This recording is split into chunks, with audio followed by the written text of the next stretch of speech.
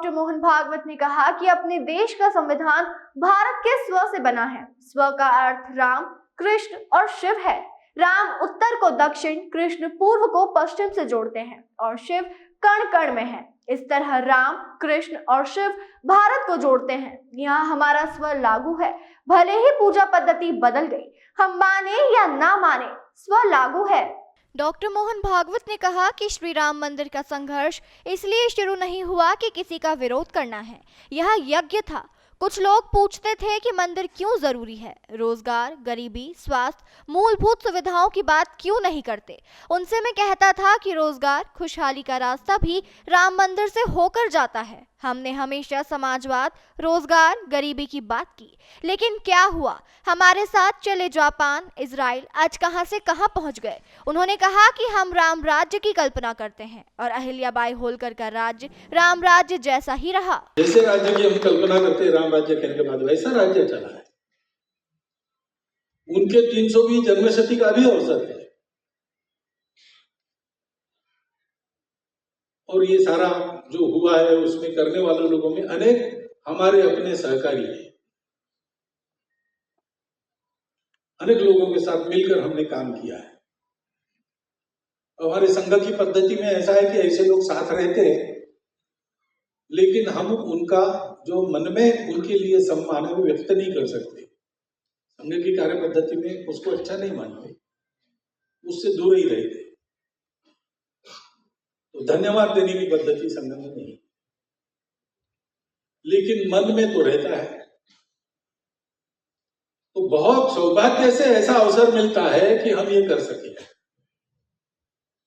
सबके सामने ये कर सके और कोई शंका संशय हमको नहीं टोके, ऐसा अवसर बहुत कम रहता है। वो आस्था, इतने सारे शुभयोग एकत्रित आए, इसलिए हाँ कहने में मुझे देर लगाने का कोई कारण नहीं था। ये तो मेरे लिए सौभाग्य है, इस क्षण को पकड़ना मेरा काम था, तो वो मैंने किया। बस एक ही बात है, ये दोनों योग हम ध्यान में रखें। परसों प्रतिष्ठा द्वादशी हो गई, उस द्वादशी को प्रतिष्ठा द्वादशी कहना है, वो परसों हो गई। अयोध्या में मंदिर बना राम का, अब मन में बनना चाहिए, ऐसा उस समय कहा गया। और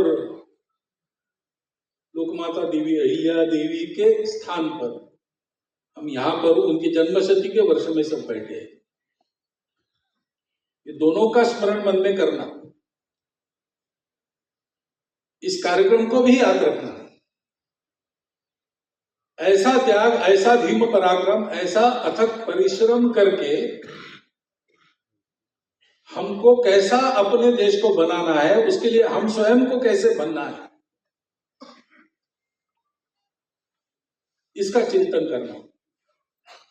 इसका चिंतन करते हुए हम अपने जीवन में कोई 5 अच्छी बातें जोड़ सकेंगे, कोई परिवर्तन करेंगे, तो मुझे लगता है कि ये जो प्रातिनिधिक सम्मान है, वो प्रातिनिधिक सम्मान पूर्णतः सार्थक हो जाएगा। ऐसा सम्मान इन सबका हो और चंपत राय जी को ये देखने को मिले कि ऐसा सम्मान हो रहा है, तो आज उनके भी मन में जो स्मरण आया है, वो स्मरण फिर से उनको होगा और उनके मन में आज से 1000 गुना ज्यादा आनंद पैदा करेगा। वो आनंद उनके मन में पैदा हो, वो आनंद उनके मन में पैदा करने का भाग्य आपको मिले, मुझे भी मिले। ये शुभकामना आपको, मुझको, सबको देता हुआ मैं अपने 4 शब्द समाप्त।